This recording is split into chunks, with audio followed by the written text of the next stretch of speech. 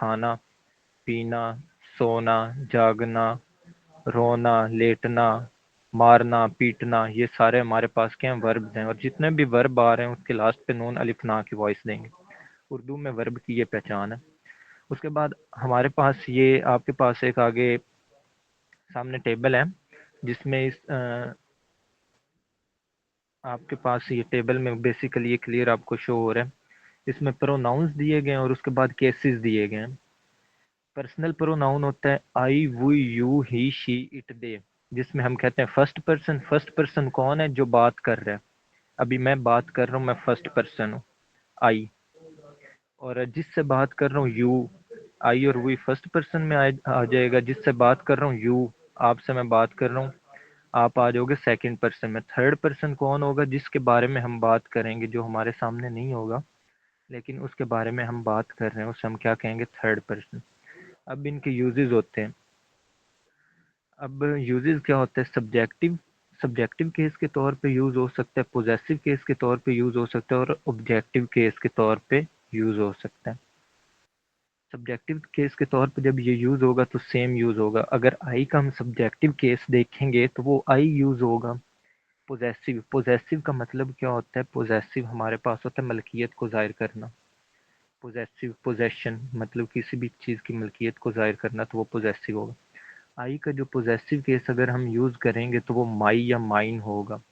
और जब I as a object हमारे पास कोई चीज यूज होगी तो हम उसे मी के तौर पे यूज करेंगे।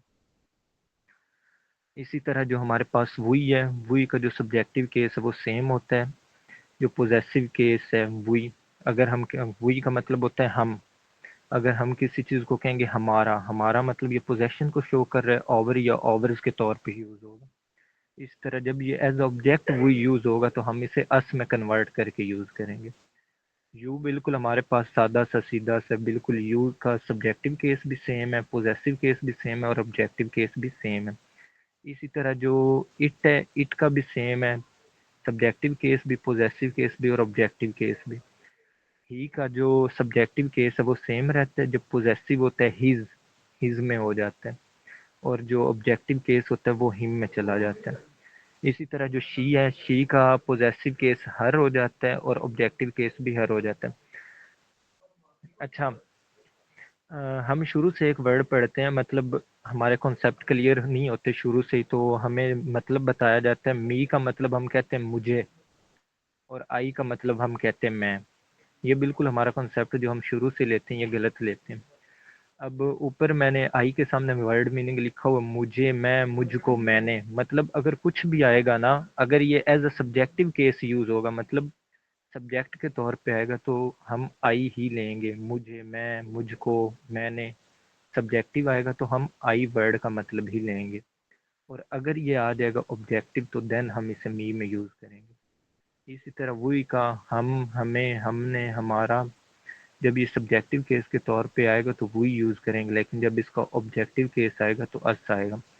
एग्जाम्पल से मजीद क्लियर हो जाता है। ये नीचे एग्जाम्पल है, जस्ट इसका मैं आपको ये नहीं कह रहा आप इंग्लिश में ट्रांसलेशन करें, मैं सिर्फ आपको इसके एग्जाम्पल क्लियर कर रहा हूँ। मुझे अंगूर पसंद है। अब हमने क्या पढ़ा है? मुझे की शुरू से हम पढ़ते आ रहे हैं। मुझे की इंग्लिश क्या होती है? मी। अब मुझे अंगूर पसंद है, इसको अगर हम इंग्लिश में बनाए तो ये थोड़ी होगा मी लाइक्स अंगूर, मी लाइक्स ग्रेप्स।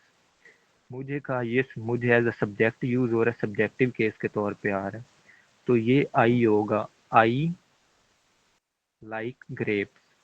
इसी तरह मैं चॉकलेट पसंद करता हूँ, इधर भी ये सब्जेक्टिव केस के तौर पे यूज हो रहा है तो यहाँ पे आई यूज होगा।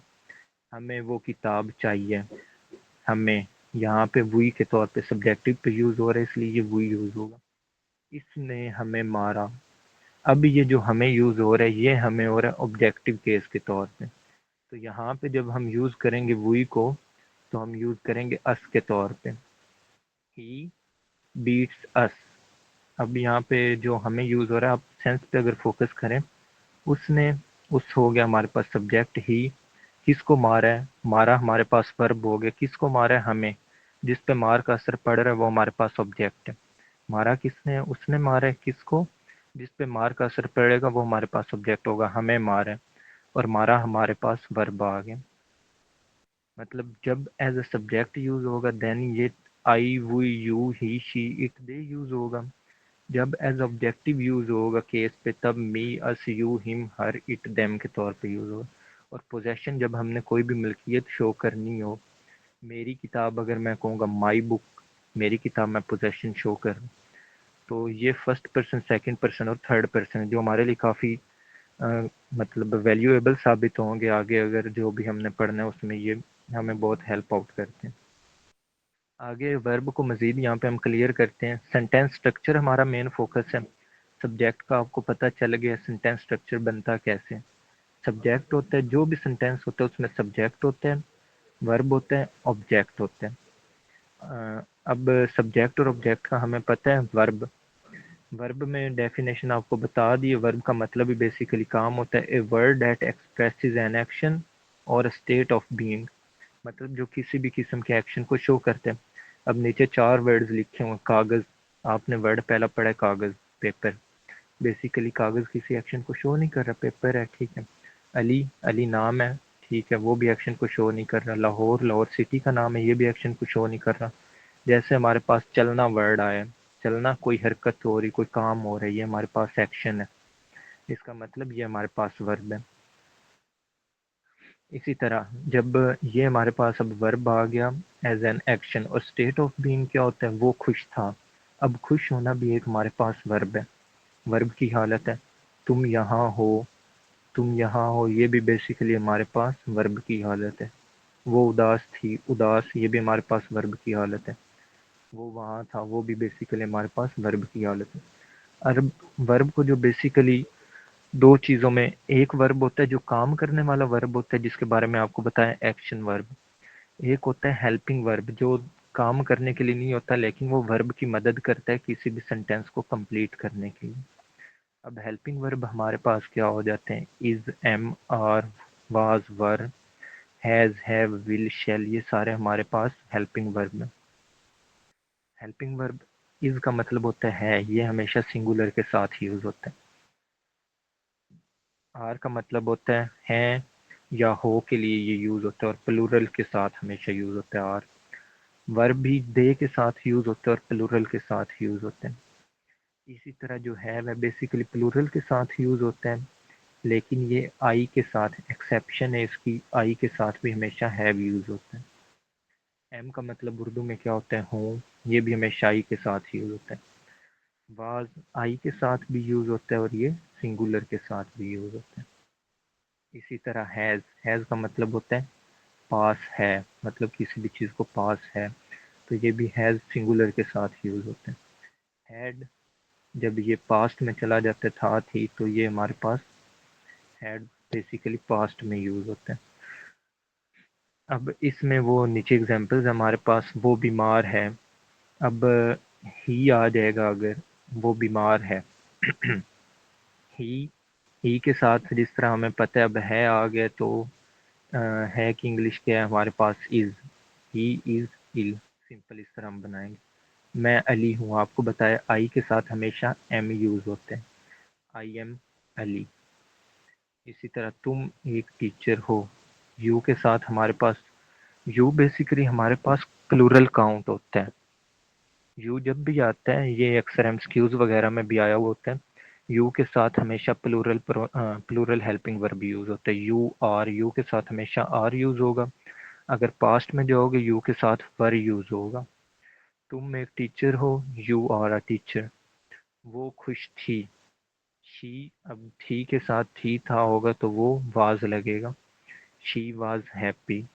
ये हमारे पास बेसिकली हेल्पिंग वर्ब थे जो मेन वर्ब की मदद करते हैं सेंटेंस को कंप्लीट करने के लिए, उसे हम हेल्पिंग वर्ब बोलते हैं।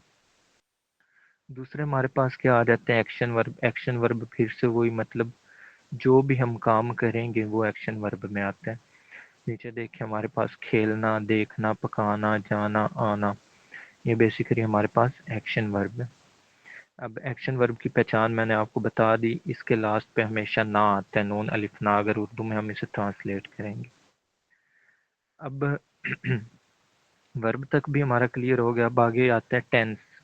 टेंसेस के बारे में बात कर लेते हैं। टेंस बेसिकली क्या होता है, टेंस हम बोलते हैं ज़माने को। अब हमारे पास ज़माने कितने किस्म के हैं? 3 किस्म के हैं, प्रेजेंट, पास्ट और फ्यूचर। अब ये प्रेजेंट में हमारे पास हेल्पिंग वर्ब कौन कौन से यूज हो रहे हैं? Do, does, is, am, are, has, have. जहां भी ये चीजें आ जाएंगी, ये तीनों, do, does, is, am, are, has, have, तो हमारे माइंड में ऑटोमेटिकली चला जाएगा कि ये क्या चीजें हैं, ये बेसिकली प्रेजेंट टेंस है। टाइम को बताते हैं, टेंसेस क्या होते हैं? टेंसेस बेसिकली टाइम को बताते हैं। टेंस का मतलब ही होता है हाल, सॉरी, टेंस का मतलब ही होता है वक्त। अब वक्त हमारे पास 3 किस्म का होता है, पास्ट, प्रेजेंट और फ्यूचर। अब जब भी do, does, is, am, are, has, have आएगा तो ये हमें प्रेजेंट को शो कर रहा होगा।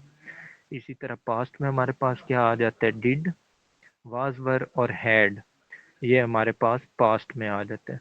फ्यूचर का जो बेसिक है वो विल और शैल है, इसके बाद आगे विल भी होता है, और विल इसके बाद कंटिन्यूस में विल भी वगैरह होता है, वो आगे मजीद मैं आपको डिस्कस कर देता हूँ। अब अगर कोई भी काम हमारे पास, ये तो पता चल गया कि टेंसेस जो होते हैं वो 3 हालात को जाहिर करते हैं, प्रेजेंट, पास्ट और फ्यूचर। अब ये वर्क को भी जाहिर करते हैं। टेंसेस को मजीद क्लियर करने के लिए, ये तो हमें, अगर हमने किसी टेंस का पता करना हुआ कि ये प्रेजेंट में, पास्ट में कि फ्यूचर में, ये तो हमें इनसे पता चल जाएगा हेल्पिंग वर्ब्स की मदद से। लेकिन काम कितना हुआ है, ये हमें इससे पता चलेगा कि ये इंडेफिनेट है, कॉन्टिन्यूस है, ये परफेक्ट है। अब कोई भी टेंस जो जारी रहेगा, जिसमें रहा है, रही है वगैरह आता है, कोई भी काम अगर जारी है तो उससे हम कह देंगे कॉन्टिन्यूस, मतलब अभी तक चल रहा है वो काम। अब वो काम पास्ट में भी चल रहा है, प्रेजेंट में भी सेम चल सकते हैं और फ्यूचर में भी सेम चल सकते हैं। इसी तरह एक हमारे पास आ जाते हैं इनडेफिनेट टेंस।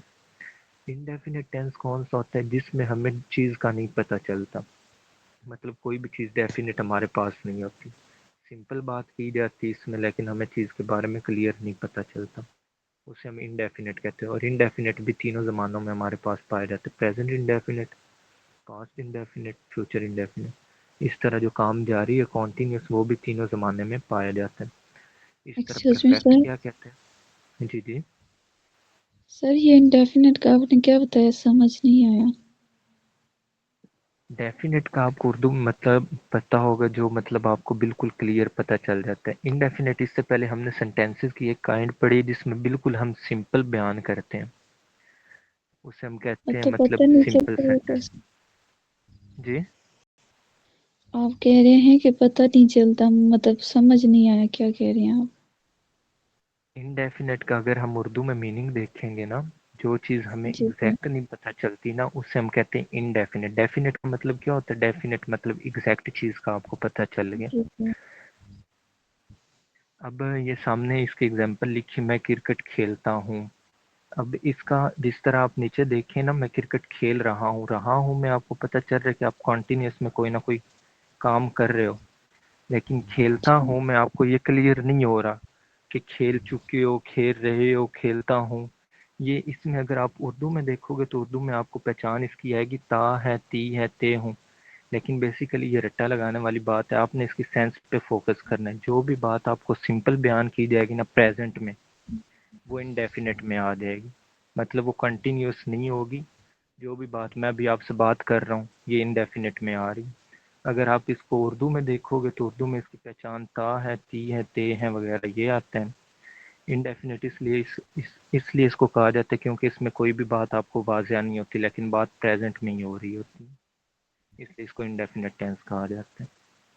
ये मज़ीद आगे फर्दर मैं आपसे इसी लेक्चर में आगे आपको डिस्कस करता हूँ। आगे मैंने राइट डाउन किया, वो आपको मज़ीद वहाँ क्लियर कर देता हूँ। और कॉन्टीन्यूस का नाम क्या होता है? मतलब जारी रखना, किसी भी काम को जारी रहना। उर्दू में इसकी पहचान रहा है, रही है, ये वगैरह आता है। परफेक्ट होता है, परफेक्ट मतलब मुकम्मल हो जाना, किसी भी काम का मुकम्मल हो जाना। इसकी एग्जांपल लिखी हुई है उर्दू में, अगर आप देखो, चुका है, चुके हैं, इसे कहते हैं परफेक्ट। और परफेक्ट कॉन्टीन्यूस, अब मतलब काम का जारी भी रहना, और को हम कहेंगे इसमें वक्त कब दिया जाए, तुम्हें कौन सा काम, इसकी एग्जांपल यहाँ से क्लियर होती कि इसमें इससे यहाँ पर में टाइम लाजमी बताया जाता है। जिस तरह लास्ट वाली एग्जांपल है, मैं सुबह से क्रिकेट खेल रहा हूँ, सुबह इसमें टाइम मेंशन कर दिया गया, इसका मतलब आपको पता है कि कॉन्टिन्यूस था सर है आपकी और आवाज कट मतलब वो रही है।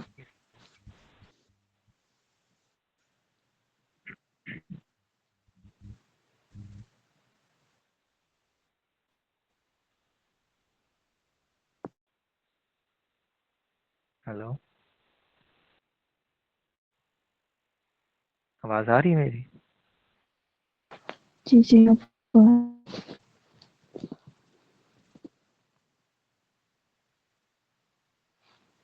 डेफिनेट क्या होता है, इसकी उर्दू में पहचान है, ता है, ती है, ते है वगैरह आता है।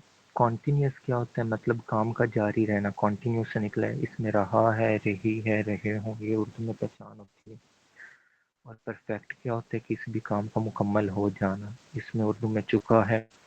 और परफेक्ट कॉन्टिन्यूस क्या होता है, इसमें आपको टाइम मिल जाएगा। मैं जिस तरह लास्ट में एग्जांपल दी हुई, मैं सुबह से क्रिकेट खेल रहा हूँ, तो ये आपको सुबह से ये परफेक्ट को शो कर रहे और लास्ट पे रहा हूँ भी आ रहा है, तो ये कॉन्टिन्यूस शो कर रहा है, इसलिए इस परफेक्ट कॉन्टिन्यूस कहते हैं। अब अगर टेंसेस देखें नीचे, टेंस का मैंने आपको बता दिया, टेंस का मतलब क्या होता है, टाइम। अब टाइम हमारे पास कितने तरह का है, 3 तरह का है, पास्ट, प्रेजेंट और फ्यूचर। इसके अलावा हमारे पास और कोई ज़माने की हालत नहीं है। और दूसरा हमारे पास क्या आ जाता है, वर्क, के वर्क किस सूरत हाल में डन हुआ है, या इनडेफिनेट में है, या कॉन्टिन्यूस में, या परफेक्ट में, या परफेक्ट कॉन्टिन्यूस में। तो इसलिए ये हमारे पास टेंसेस की टोटल 12 आ जाती हैं अकसाम।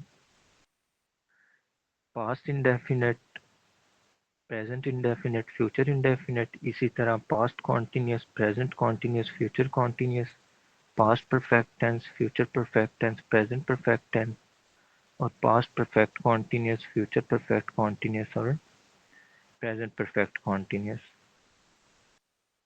हेल्पिंग वर्ब के बारे में मैंने आपको पहले बताया, जहाँ भी do, does, is, am, are, has, have आ जाएगा तो वो समझो हमारे पास प्रेजेंट में शो हो रहा है। इसी तरह अगर पास्ट में डिड, वाज, वर, हैड आ जाएगा तो ये पास्ट में शो होंगे। फ्यूचर में जो बेसिक हमारे पास है विल और शेल है।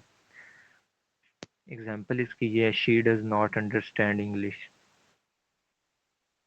अगर यहाँ पे अभी डज नॉट यूज हो रहा है तो इससे हमें ये पता चल गया कि ये हमारे पास प्रेजेंट के। और डज नॉट तो हमें ये शो कर रहा है कि ये हमें बता रहा है ये प्रेजेंट के, लेकिन हमें ये नहीं पता चल रहा ये कौन सी हालत में है, इंडेफिनेट में, कॉन्टिन्यूस में, परफेक्ट में, परफेक्ट कॉन्टिन्यूस। तो इसकी पहचान हमने कैसे करनी होती है, इसकी पहचान हमने करनी होती है वर्ब की फॉर्म से। मतलब ये तो हमें पता चल जाएगा हेल्पिंग वर्ब देख के कि ये प्रेजेंट है, पास्ट है, ये फ्यूचर है, लेकिन इसकी पहचान हमें कैसे होगी कि ये कौन सी हालत में बयान किया जा रहा है, कि काम कितना हुआ है। इसकी पहचान हमें होगी वर्ब से। वर्ब हमारे पास अंडरस्टैंड है। जब हमारे पास फर्स्ट फॉर्म ऑफ वर्ब होगी तो ये इनडेफिनेट में यूज होगा। जो मेन वर्ब है हमारे पास, जिस तरह ये नीचे वर्ब्स की फॉर्म दी गई है, गो, गो की सेकंड, गो फर्स्ट फॉर्म है, वेंट हमारे पास सेकंड फॉर्म है, और गॉन हमारे पास थर्ड फॉर्म है। जब हमारे पास आ जाएगी वर्ब की first form, M dot V one लिखा हुआ, मतलब मेन वर्ब की जब फर्स्ट फॉर्म आ जाएगी तो वो समझो ऑटोमेटिकली इनडेफिनेट है। हेल्पिंग वर्ब से हमें पता चल जाएगा प्रेजेंट है, पास्ट है, या फ्यूचर है। लेकिन जो वर्ब की फॉर्म होगी उससे हमें पता चलेगा ये इंडेफिनेट है, कंटिन्यूस है, परफेक्ट है, ये परफेक्ट कॉन्टिन्यूस है। अब गो जो है फर्स्ट फॉर्म ऑफ वर्ब, ये इंडेफिनेट को शो कर रही है। कॉन्टिन्यूस में हमेशा आई एन जी आएगा, first form of verb plus I N G, जहाँ भी आई एन जी आ रहा है फर्स्ट फॉर्म ऑफ वर्ब के साथ, इसका मतलब वो हमारे पास कॉन्टिन्यूस में। और जहाँ पे third form of verb use होगी वो हमारे पास परफेक्ट में आएगा। पहले हमें ये पता चल गया कि अगर हमने टेंस में देखना हो कि टेंस कौन सा है, तो अगर हमें पता होगा do, does, is, am, are, has, have ये प्रेजेंट में शो होते हैं, डिड, वाज, वर, हैड ये पास्ट में होते हैं, फ्यूचर में विल और शैल। ये हमें ये बता देगा कि किस वक्त में बात की जा रही है। और काम कितना कंप्लीट हो गया ये हमें कहाँ से पता चलेगा, फॉर्म ऑफ वर्ब से। अगर first form of verb use हुई हुई होगी तो समझो इनडेफिनेट है। अगर first form of verb plus ING use हुआ होगा तो समझो ये कॉन्टिन्यूस को शो कर रहा है। इसी तरह अगर third form of verb use हुई होगी तो ये हमारे पास परफेक्ट है। अब हम आ जाते हैं प्रेजेंट इंडेफिनिट टेंस की तरफ। प्रेजेंट इंडेफिनिट ये इसका सिंपल स्ट्रक्चर है, जिसके ऊपर मैं आपको बता चुका हूँ। जो प्रेजेंट है इसमें डू और डज यूज होते हैं। अब सर, प्रेजेंट इंडेफिनिट में जी एक्सक्यूज मी सर। सर, ये जो एम है, am first form of verb, ये एम किस चीज को इंडिकेट कर रहा है? ये कहाँ पे? ऊपर। सर, ये M main indefinite. Main verb. जी जी, इंडेफिनिट के साथ ही ये एम डॉट भी लिखो, मेन वर्ब। ओके सर, मुझे एक्शन समझ वर्ब को नहीं आ हम रहा। मेन वर्ब, जी जी, ठीक एक्शन हो गया। वर्ब को हम मेन वर्ब भी बोलते हैं। गो मतलब जाना, ये हमारे पास मेन वर्ब है, मेन जी वर्ब। सर, अब इधर thank you. Present indefinite form, present indefinite में अगर हम देखें डू और डज, हमें ये पता चल गया कि ये हेल्पिंग वर्ब प्रेजेंट इंडेफिनिट में यूज होते हैं। उर्दू में अगर इसकी पहचान देखी जाए, ता है, ती है, ते हैं वगैरह, ये बेसिकली इसकी उर्दू में पहचान आ जाती है। प्रेजेंट इंडेफिनिट टेंस यूज कहाँ होता है? हम डेली रूटीन अपनी बताते हैं, अपनी कोई आदत बताते हैं, या अपना कोई भी स्केड्यूल या शेड्यूल वगैरह बताते हैं, तो तब हम प्रेजेंट इंडेफिनिट टेंस यूज करते हैं। उर्दू में इसकी पहचान ता है, ती है, ते हैं वगैरह के तौर पे यूज होता है। अब इसका स्ट्रक्चर देख लेते हैं। हमने पहले स्ट्रक्चर क्या पढ़ा था सेंटेंस बनाने का? Subject, verb plus object. अब सब्जेक्ट है हमारे पास, प्लस वर्ब है, एम वी मेन वर्ब या वर्ब, प्लस एस और ई एस का, इसमें प्रेजेंट इंडेफिनिट में एस या ई एस का इजाफा होता है। अब एस कहाँ पे लगता है? एस या ई एस का इजाफा थर्ड पर्सन सिंगुलर के साथ। पीछे आपको मैंने पर्सन पढ़ाए हैं, उसमें थर्ड पर्सन सिंगुलर कौन है? थर्ड पर्सन वो होगा जो हमारे सामने नहीं होगा लेकिन उसके बारे में हम बात कर रहे होंगे। ही, शी, इट, ये हमारे पास थर्ड पर्सन सिंगुलर है। अब इसकी एग्जांपल अगर हम देखें, एफर्मेटिव सेंटेंस कौन सा सेंटेंस होता है? जो मैंने आपको सेंटेंस की काइंड्स बताई थी। एफर्मेटिव सेंटेंस वो सेंटेंस होता है जो बिल्कुल सिंपल या पॉजिटिव भी बोलते हैं एफर्मेटिव सेंटेंस को। अब फर्स्ट हम देख लेते हैं इसमें, मैं खाना खाता हूँ। अगर उर्दू में आप देखें इसमें ता हूँ आ रहा है, इसका मतलब ये प्रेजेंट इंडेफिनिट है। और खाना खाना ये मैं अपनी एक रूटीन बता रहा हूँ, मतलब रूटीन में जो हम काम करते हैं, इसलिए ये भी प्रेजेंट इंडेफिनिट की पहचान होगी। और अगर हम इसे इंग्लिश में ट्रांसलेट करेंगे, मैं हमारे पास सब्जेक्ट है, मैं की इंग्लिश क्या होती है? आई। और आई के साथ क्या आ जाएगा? ईट। और खाना हो गया मतलब खाना, ईट और खाता मतलब खाता हो गया, ईट और फूड आ गया खाना, आई ईट फूड। Excuse me. अब इसकी सेकंड एग्जांपल देखें, अली मेरे साथ रहता है। मैंने क्या कहा था? Third person singular, he, she, it या किसी तीसरे पर्सन के बारे में अगर हम बात करेंगे, उसके साथ एस या ई एस का इजाफा होगा प्रेजेंट इंडेफिनिट में। अली मेरे साथ रहता है, अब अली यहाँ पे नहीं है लेकिन उसके बारे में बात की जा रही है, इसका मतलब वो क्या है? थर्ड पर्सन सिंगुलर है। अली जब आएगा थर्ड पर्सन सिंगुलर तो उसके साथ क्या आ जाएगा? एस या ई एस का इजाफा होगा। अली लिव्स, लिव हमारे पास फर्स्ट फॉर्म ऑफ वर्ब है, उसके साथ एस या ई एस लगाएंगे, अली लिव्स विद मी। ये हमारे पास प्रेजेंट इंडेफिनिट हो गया। तुम उसे जानते हो, तुम उसे जानते हो। अब यू है हमारे पास, यू हमारे पास थर्ड पर्सन सिंगुलर नहीं है, ये हमारे पास सेकंड पर्सन है। और यू को हम प्लूरल के तौर पे लेते हैं, इसलिए इसके साथ एस या ई एस नहीं लगेगा। तुम हो गया यू, उसे जानते हो, नो हिम, नो मतलब जानना हो गया, उसे हिम। उर्दू में इसकी हमारे पास पहचान आ रही, ता है, सबके लास्ट पे आ रहा है ता हूँ, ता है, ते हूँ, इसलिए ये उर्दू में पहचान आ गई है। और इंग्लिश में हम इसमें एस या ई एस का इजाफा करते हैं। ये इसका हो गया एफर्मेटिव। आगे आ जाता है नेगेटिव। अब नेगेटिव में जो हमारे पास हेल्पिंग वर्ब है डू और डज है। नेगेटिव होता है सिंपल, नेगेटिव में नॉट भी बना, नॉट ऐड करते हैं, और उसके बाद इसमें हेल्पिंग वर्ब डू और डज के तौर पे हम यूज़ करेंगे। बाकी सारा सेम है, सब्जेक्ट, हेल्पिंग वर्ब आ गया, डू और डज, नेगेटिव बनाना है नेगेटिव आएगा, नॉट आएगा, plus first form of verb plus subject. मैं झूठ नहीं बोलता हूँ। अब ये डू कहाँ पे लगेगा? डू हमेशा प्लूरल के साथ लगेगा और डज सिंगुलर के साथ। अक्सर लड़के क्या मिस्टेक करते हैं कि डू और डज यूज करने के बाद भी वो साथ जो हेल्पिंग वर्ब यूज हो रहा है, फॉर एग्जांपल फर्स्ट सेंटेंस में आई डू नॉट टेल, वो डू या डज यूज करने के बाद भी एस ई एस का वर्ड के साथ इजाफा कर देते हैं, जिसकी वजह से ये गलत हो जाता है। सपोज क्या मिस्टेक होती है, I do not tells a lie, ये मिस्टेक कर देते हैं तो भी ये गलत हो जाता है। जब डू या डज यूज कर रहे हो तो फिर आपने जब नेगेटिव बनाओगे तो डू या डज यूज होगा। डू किसके साथ यूज होगा? प्लूरल के साथ। डज किसके साथ यूज होगा? थर्ड पर्सन सिंगुलर के साथ। एग्जाम्पल्स देख लेते हैं। मैं झूठ नहीं बोलता हूँ। उर्दू में हमारे पास पहचान सेम आ रही, ता हूँ आ रहा है, तो आई आ जाएगा। आई मैं do not tell a lie. Do आएगा जिस तरह हमें पता है कि ये प्लूरल के साथ, लेकिन किसके साथ आएगा? डज हमारे पास आएगा जो थर्ड पर्सन सिंगुलर है उसके साथ आएगा, बाकी जिसके साथ भी आएगा वो हमारे पास डू आएगा। I do not tell a lie, not आ गया नेगेटिव था, टेल अ लाई बाकी आगे सेम वैसे। इसी तरह तुम दवाई नहीं लेते हो, ते हो आ रहा है हमारे पास, तो ये हमारे पास क्या है? प्रेजेंट इंडेफिनेट का नेगेटिव हो गया। जब हमने इसमें डू और डज यूज करना है, you do not take medicine, you हमारे पास क्या है? ये हमेशा एज अ प्लूरल लिया जाता है। जब आपके सामने एक बंदा भी बैठा होगा तब भी आप यू कहते हो, जब आपके सामने ज्यादा बंदे बैठे होंगे तब भी आप यू का यूज करते हो। इसलिए यू जो है वो बेसिकली हमारे पास क्या है? प्लूरल है। तो you do not take a medicine. इसी तरह वो कोशिश नहीं करती है, ती है, ये हमारे पास आ गया, पहचान आ गई हमारे पास प्रेजेंट इंडेफिनेट की।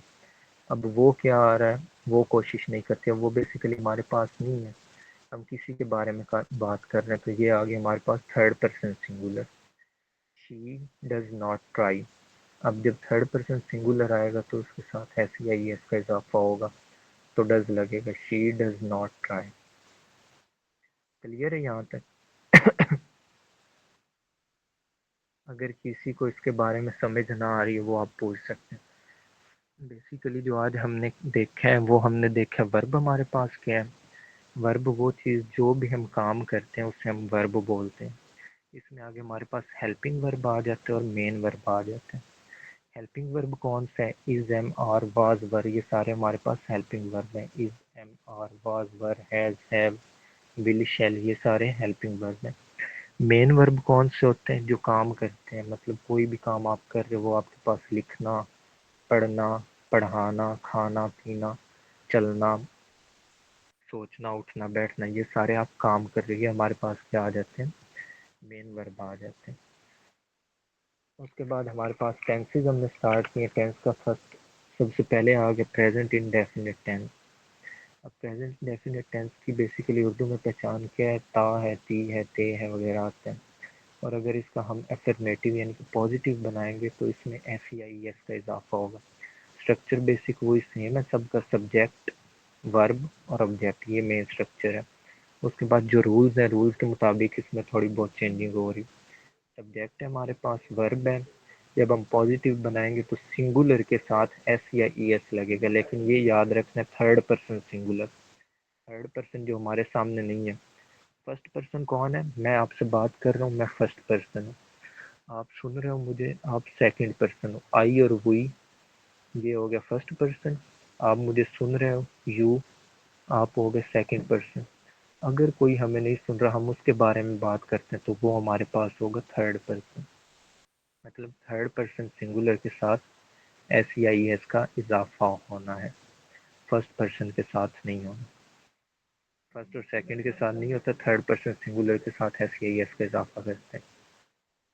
इसी तरह जब हम नेगेटिव बनाएंगे, नेगेटिव में डू नॉट और डज नॉट आ जाएगा, सिमिलर बिल्कुल वही। डज किसके साथ यूज होगा? थर्ड पर्सन सिंगुलर के साथ। डू किसके साथ यूज होगा? जो प्लूरल होंगे उसके साथ। इसी तरह हमारे पास नीचे आ जाता है इंटेरोगेटिव। अब इंटेरोगेटिव, जब भी हमने इंटेरोगेटिव, हमारे पास दो किस्म के होते हैं। एक वो इंटेरोगेटिव होता है जिसका जवाब हम सिर्फ यस या नो में देते हैं, और एक वो इंटेरोगेटिव होता है जिसका जवाब हमने पूरी डिटेल में देना होता है। अब वो इंटेरोगेटिव जिसका जवाब यस या नो में देना होता है, वो हमेशा क्या से शुरू होता है। अगर मैं आपसे क्वेश्चन करता हूँ क्या तुम खेलते हो, तो मतलब डू यू प्ले, तुम आंसर यस या नो में दोगे तो ठीक है, हाँ या ना, खेलता हूँ या नहीं खेलता, बात खत्म। इसी तरह मैं आपसे पूछता हूँ क्या तुम वहाँ रहते हो, तुम कहोगे हाँ या ना, यस और नो, रहता हूँ या नहीं रहता, इसमें बात खत्म। लेकिन वो एक हमारे पास इंटेरोगेटिव है, एक हमारे पास डबल इंटेरोगेटिव। डबल इंटेरोगेटिव कैसे होता है, उसमें डब्ल्यू एच फैमिली आ जाती है। डब्ल्यू एच फैमिली मतलब वो तमाम अल्फाज जो डब्ल्यू एच से शुरू होते हैं, what, was, were, why, when, whom, whose, how, which, ये सारे। इसमें सिर्फ हाउ एक ऐसा है जो डब्ल्यू एच से शुरू नहीं होता, लेकिन ये भी डब्ल्यू एच फैमिली का हिस्सा होते हैं। उससे हम बोलते हैं डबल इंटेरोगेटिव। जिसमें आपने किसी भी सवाल को एक्सप्लेन करना है उसे डबल इंटेरोगेटिव कहते हैं। उसमें की उर्दू में पहचान क्या है कि वो क्या से शुरू नहीं होता। और इंटेरोगेटिव क्या होता है, जिसका आंसर में आप यस या नो कह के आंसर दे सकते हो, और वो हमेशा क्या से शुरू होता है।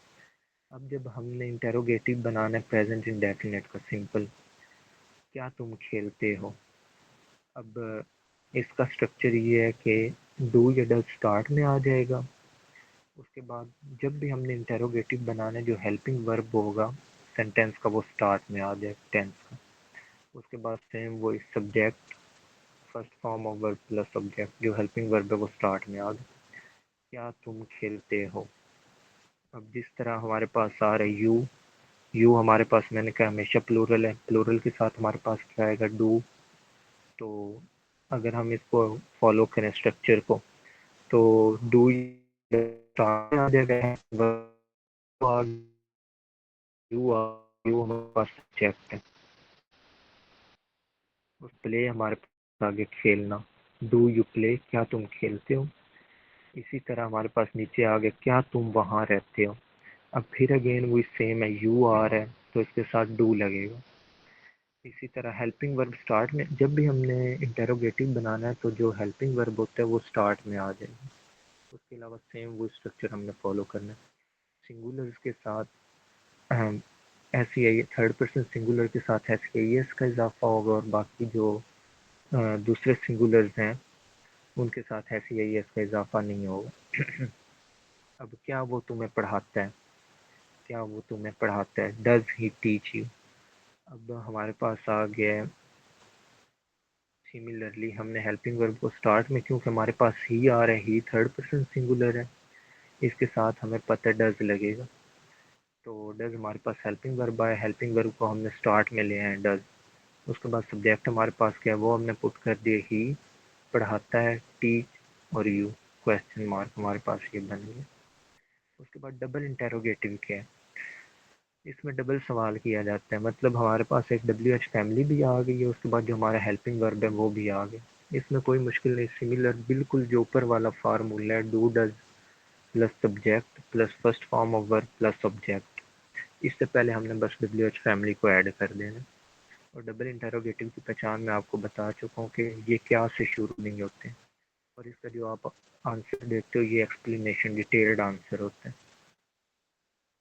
ये साइड पे लिखा हुआ है, इंटेरोगेटिव में हम आंसर यस या नो में देते हैं, जो डबल इंटेरोगेटिव होते हैं इसका डिटेल्ड आंसर होता है। और उर्दू में पहचान क्या है, उर्दू में इंटेरोगेटिव क्या से शुरू होता है, जबकि जो डबल इंटेरोगेटिव होता है ये क्या से शुरू नहीं होता। अब इसकी एग्जांपल आप देखें, तुम क्यों रोती हो, अब ये क्या से शुरू नहीं हुआ, अब इसका आंसर आप यस या नो में भी नहीं दे सकते। अब मैं आपसे पूछूं तुम क्यों रोते हो या क्यों रोती हो, आप क्या कहोगे, यस या नो। इसको तो आपने डिटेल वजह बतानी होगी कि आप क्यों रो रहे हो। अब बिल्कुल सिमिलरली स्ट्रक्चर ऊपर देखें, डब्ल्यू एच फैमिली, तुम क्यों आ रहा है बीच में, क्यों की इंग्लिश क्या होती है, वाई। वाई को हमने सबसे पहले ले आना, डब्ल्यू एच फैमिली में से जो भी आएगा वो सबसे पहले आएगा। उसके बाद सिमिलरली हमने हेल्पिंग वर्ब यूज करना है। हेल्पिंग वर्ब किस हिसाब से यूज होगा, हमारे सब्जेक्ट के हिसाब से।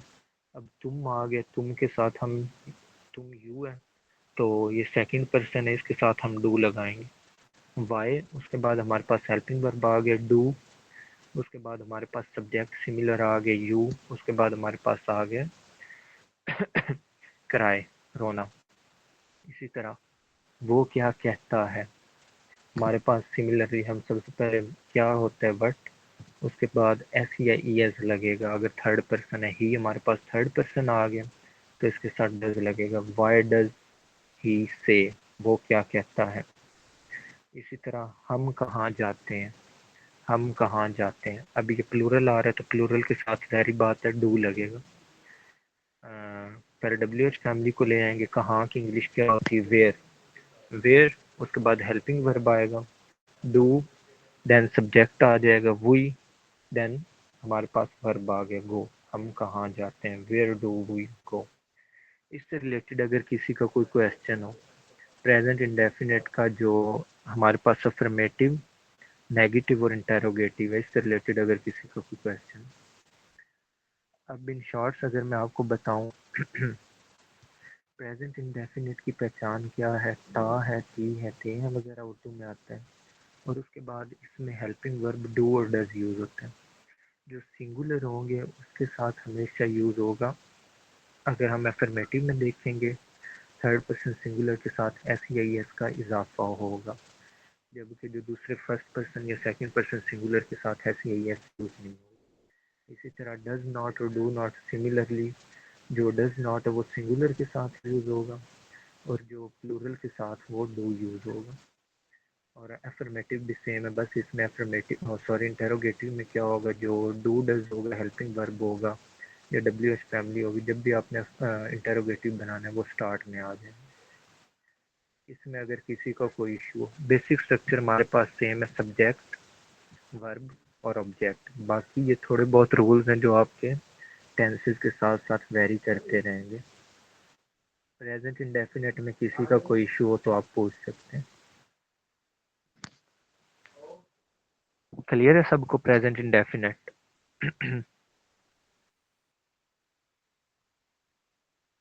ओके। सेकंड हमारे पास कौन सा आ जाता है, प्रेजेंट कॉन्टिन्यूस। ये इजी है काफ़ी। कॉन्टिन्यूस का जिस तरह मैंने आपको बताया, कॉन्टिन्यूस में मतलब कोई भी काम जो जारी रहा है उसे हम कहते हैं कॉन्टिन्यूस। अब प्रेजेंट में इसकी क्या पहचान है, रहा है, रही है, रहे हो, मतलब कोई भी काम जारी रह रहा है तो उसमें ये आ जाएगा। और इसमें क्या होता है, first form of verb plus ING use होता है। सिमिलरली देख लें, हमारे पास इसमें हेल्पिंग वर्ब प्रेजेंट कॉन्टिन्यूस में इज एम आर है। अब आप देख लें, हमारे पास सब्जेक्ट है सेम, उसके बाद हेल्पिंग वर्ब आ गया, उसके बाद वर्ब आ गया। मैंने आपको कहा था कॉन्टिन्यूस में क्या होता है, first form of verb plus ING. Subject आ गया, हेल्पिंग वर्ब आया, first form of verb plus ING. ये आईएनजी इंग्लिश में कॉन्टिन्यूस की पहचान है। उसके बाद क्या आ जाएगा, ऑब्जेक्ट। अब एग्जाम्पल देख लेते हैं। मैं आ रहा हूँ, मैं हमारे पास सब्जेक्ट आ गया आई, उसके बाद हमारे पास हेल्पिंग वर्ब आ गया। आई के साथ मैंने आपको बताया हमेशा एम यूज होता है, आई एम। अब आ रहा, इसकी क्या हो गया हमारे पास कम, कम हमारे पास फर्स्ट फॉर्म हो गया। अब जाहिर बात है ये आईएनजी कॉन्टिन्यूस को जो शो करेगा, first form of verb plus ING, I am coming, मैं आ रहा हूँ। वो पेपरों की तैयारी कर रहा है। अब ही आ गया, इसके साथ ज़ाहिर बात है इजी लगेगा, क्योंकि इसका मतलब क्या है ये पहले आपको दिखा चुका हूँ। ही इज प्रिपेयर होता है हमारे पास फर्स्ट फॉर्म ऑफ वर्ब, इसके साथ आईएनजी हम लगाएंगे, ये कॉन्टिन्यूस की पहचान है। He is preparing for exam. इसी तरह थर्ड हमारे पास है, तुम हमारे बारे में सोच रहे हो। अब यू आ गए, यू हमारे पास क्या है, प्लूरल है, यू के साथ हमारे पास आ जाएगा और। यू आर, आगे हमने क्या करना था, first form of verb think, इसके साथ हम क्या करेंगे, आईएनजी का इजाफा करेंगे, you are thinking about us. इसी तरह जब हमने नेगेटिव बनाना है तो सिंपली इज एम आर जो हेल्पिंग वर्ब आ रहा है उसके बाद हमने नॉट ऐड कर देना, subject plus is am are plus not. Negative बनाने के लिए हमने सिंपल जो भी हेल्पिंग वर्ब आएगा उसके बाद नॉट ऐड करके नेगेटिव बना लेना, बाकी इसमें अच्छा इतना जी मुश्किल सर। नहीं। जी सर आपका ये रिकॉर्डेड लेक्चर शेयर होगा? जी हो जाएगा। जी सर, मेरी थोड़ी तबीयत ठीक नहीं थी ना, तो मैं सोने लगी थी, तो इस वजह से मैंने कहा आपसे पूछ लेती हूँ। या you may go no. Thank you sir. इसके बाद जो हमारे पास नेगेटिव आ जाता है, उसमें नेगेटिव में सिंपल जो हमारे पास हेल्पिंग वर्ब है उसके बाद हमने नॉट यूज कर देना, उससे हम नेगेटिव बना देंगे। एग्जाम्पल देख लेते हैं। तुम्हारा भाई तुम्हें नहीं बुला रहा है। तुम्हारा, अब ये हमने जिस तरह पढ़ा था पोजेसिव यूज हुआ है।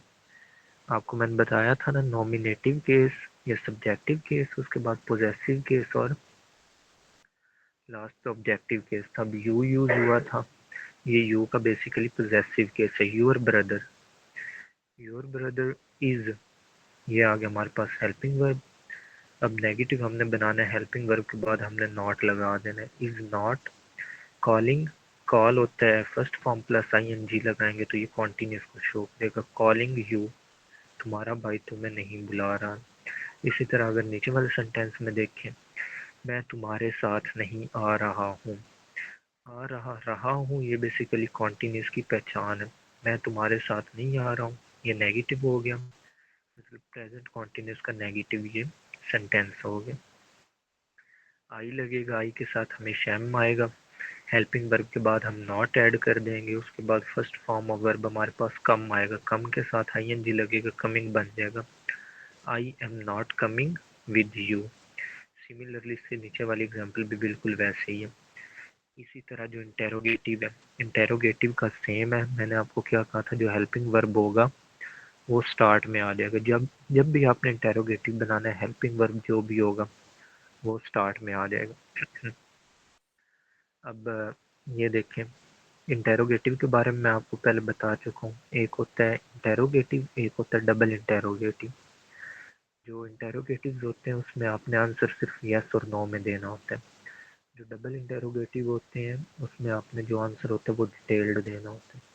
इंटेरोगेटिव की उर्दू में क्या पहचान है, क्या से स्टार्ट होता है वो इंटेरोगेटिव, जबकि डबल इंटेरोगेटिव क्या से स्टार्ट नहीं होता, उसके दरमियान में क्वेश्चन आता है। अब देखें इंटेरोगेटिव बिल्कुल वैसे ही है जिस तरह हमने पहले प्रेजेंट का पढ़ा है, सेम वैसे ही। जो हेल्पिंग वर्ब है वो स्टार्ट में आ गया, उसके बाद सब्जेक्ट आ गया, first form of verb I N G plus subject आ गया। क्या तुम मुझसे बात कर रहे हो।